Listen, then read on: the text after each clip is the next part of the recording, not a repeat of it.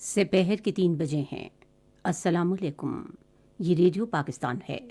عرفانہ شاہین سے خبریں سنیے۔ اہم خبروں کا خلاصہ۔ صدر نے پاک چین سدا بہار شراکت داری مستحکم کرنے کے لیے اپنے چینی ہم منصب کے ساتھ مل کر کام کرنے کا عزم ظاہر کیا ہے۔ فرانس نے پاکستان کے توانائی کے شعبے میں سرمایہ کاری میں گہری دلچسپی ظاہر کی ہے۔ پاکستان نے تقریباً 6000 کلومیٹر طویل زمینی راستے سے روس کو پھلوں کی برآمد شروع کر دی ہے۔ الیکشن کمیشن نے سینیٹ کی 48 خالی نشستوں پر انتخابات کا شیڈول جاری کر دیا ہے۔ پاکستان نے بھارت کی طرف سے متنازعہ شہریت ترمیمی ایکٹ کے نفاذ کی شدید مذمت کی ہے۔ اور آج کراچی میں پاکستان سپر لیگ کے پلے آف میچ میں پشاور زلمی اور ملتان سلطانز مد مقابل ہوں گے۔ خبریں تفصیل کے ساتھ۔ صدر آصف علی زرداری نے چین کے صدر شی جن پنگ کے ساتھ مل کر کام کرنے کے عزم کا اظہار کیا ہے تاکہ دونوں ملکوں کے مفاد میں عملی تعاون، سدا بار مستحکم شراکت داری اور مشترکہ کمیونٹی کو پروان چڑھایا جا سکے۔ انہوں نے چینی صدر کے نام ایک خط میں کہا کہ پاکستان اور چین کے درمیان ایک منفرد رشتہ ہے جو تاریخ کے دامن سے جڑا ہوا ہے اور باہمی احترام، افہام و تفہیم اور تمام عالمی امور پر مشترکہ موقف کے ذریعے اس کی آبیاری ہوتی ہے۔ صدر نے کہا کہ یہ ٹھوس دوستی علاقائی ترقی اور استحکام کے لیے کام کرتی ہے۔ آصف علی زرداری نے اطمینان کا اظہار کرتے ہوئے کہا کہ پاکستان اور چین نے باہمی تعاون کے مختلف شعبوں، خصوصاً چین پاکستان اقتصادی راہداری منصوبے پر ٹھوس پیش رفت کی ہے۔ آصف علی زرداری نے دوبارہ صدر کا عہدہ سنبھالنے پر مبارکباد دیتے ہوئے اپنے چینی ہم منصب کا شکریہ ادا کیا۔ حکومت نے برآمدات پر مشتمل E5 لائحہ عمل کے نفاذ کو تیز کرنے کا فیصلہ کیا ہے، جس کا مقصد پاکستان ماحول اور موسمیاتی تبدیلی، توانائی ایکوٹی اور بااختیار بنانے پر تیزی سے عمل درآمد کرنا ہے۔ اس حوالے سے فیصلہ آج اسلام آباد میں وزیر منصوبہ بندی اور ترقی احسن اقبال کی زیر صدارت ایک اجلاس میں کیا گیا۔ اس موقع پر گفتگو کرتے ہوئے احسن اقبال نے کہا کہ موجودہ چیلنجز سے نپٹنے کے لیے اقتصادی اور ترقیاتی ترجیحات کا درست تعین منصوبہ بندی کمیشن کی ذمہ داری ہے۔ احسن اقبال نے کہا کہ اگلے 6 ماہ میں وزارت منصوبہ بندی کو ڈیجیٹل سسٹم پر منتقل کر دیا جائے گا۔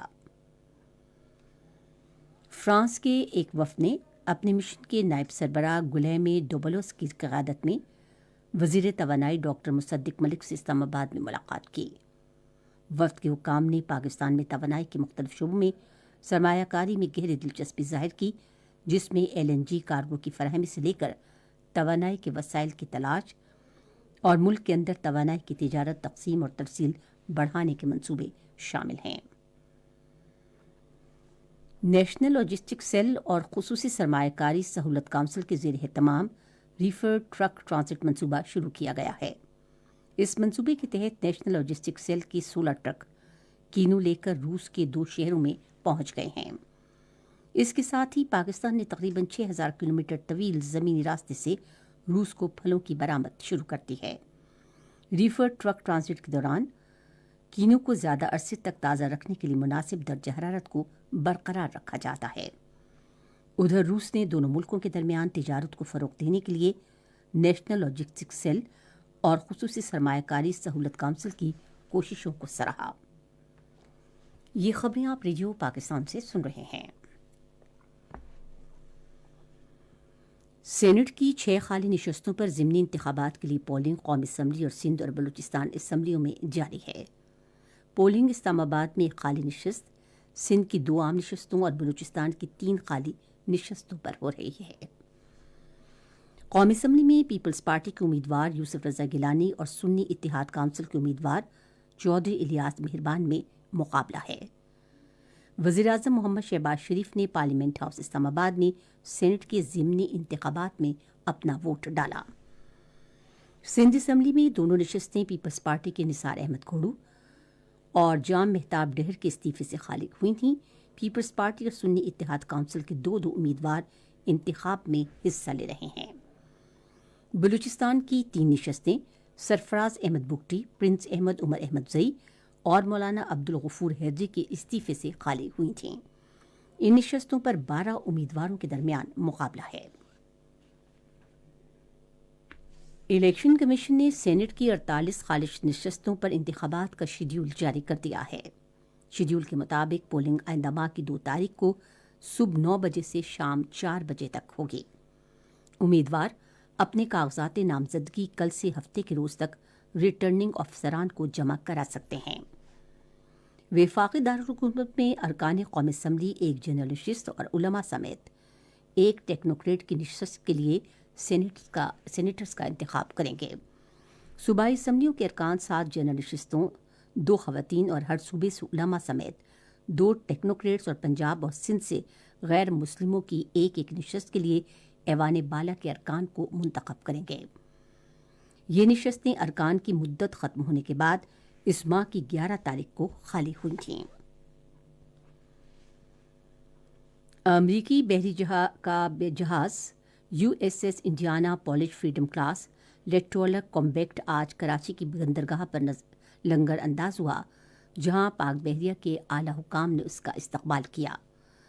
ہیلی کاپٹر سے لیس پاک بحریہ کے جہاز عالمگیر نے امریکی بحری جہاز کے ساتھ سمندری مشق میں بھی حصہ لیا، جس کا مقصد دونوں بحری افواج کے درمیان تعاون میں اضافہ کرنا ہے۔ کراچی میں اپنے قیام کے دوران امریکی بحریہ کے افسران پاک بحریہ کے حکام اور جہاز کے عملے کے ساتھ پیشہ ورانہ امور پر تبادلہ خیال سمیت عصر حاضر کے مسائل کے حوالے سے مباحثوں اور بات چیت میں بھی حصہ لیں گے۔ پاکستان نے بھارت کی طرف سے متنازع شہریت ترمیمی ایکٹ کے نفاذ کی شدید مذمت کی ہے۔ دفتر خارجہ کی ترجمان ممتاز زہرا بلوچ نے آج اسلام آباد میں اپنی ہفتہ وار نیوز بریفنگ میں کہا کہ یہ قانون سازی اور اس سے متعلقہ قوانین نوعیت کے اعتبار سے واضح طور پر امتیازی ہیں اور اس میں مذہب کی بنیاد پر لوگوں میں پیدا کی گئی تفریق اور امتیازی سلوک بالکل صاف نظر آ رہا ہے۔ ممتاز زہرا بلوچ نے کہا کہ بی جے پی حکومت کے تحت ہندو توا کی ابھرتی ہوئی بھارت میں اقلیتوں خصوصاً مسلمانوں کو سیاسی، معاشی اور سماجی انتقام کی کارروائیوں کا نشانہ بنانے پر منتج ہوئی ہے۔ انہوں نے بھارت پر زور دیا کہ وہ اپنی اقلیتوں خصوصاً مسلمانوں کا تحفظ کرے جو ہندو توا کی بڑھتی ہوئی لہر کے باعث انتہائی مشکل صورتحال سے دوچار ہیں۔ ترجمان نے جموں کشمیر نیشنل فرنٹ کو غیر قانونی قرار دینے کے بھارتی فیصلے کی بھی شدید مذمت کی۔ ترجمان نے ذرائع ابلاغ کو بتایا کہ سارک کی پروگرامنگ کمیٹی کا اجلاس 3 سال کے وقفے کے بعد اس ماہ کے آغاز میں نیپال کے دارالحکومت کٹمنڈو میں ہوا۔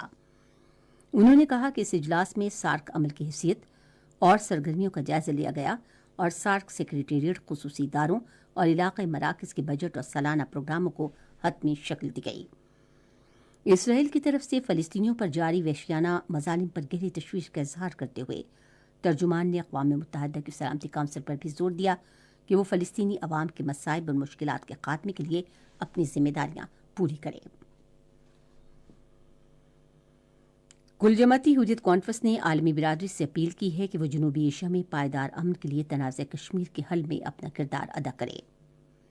کل جماعتی حریت کانفرنس کے ترجمان ایڈوکیٹ عبدالرشید منہاس نے سری نگر میں ایک بیان میں کہا کہ بھارتی حکومت تنازع کو پرامن طریقے سے حل کرنے کے لیے اقدامات کرنے کے بجائے کشمیریوں کے جائز اور منصفانہ حق خود ارادیت کو دبانے کے لیے مقبوضہ جموں کشمیر میں تحریک آزادی کی تنظیموں پر یکے بعد دیگرے پابندیاں لگا رہی ہے۔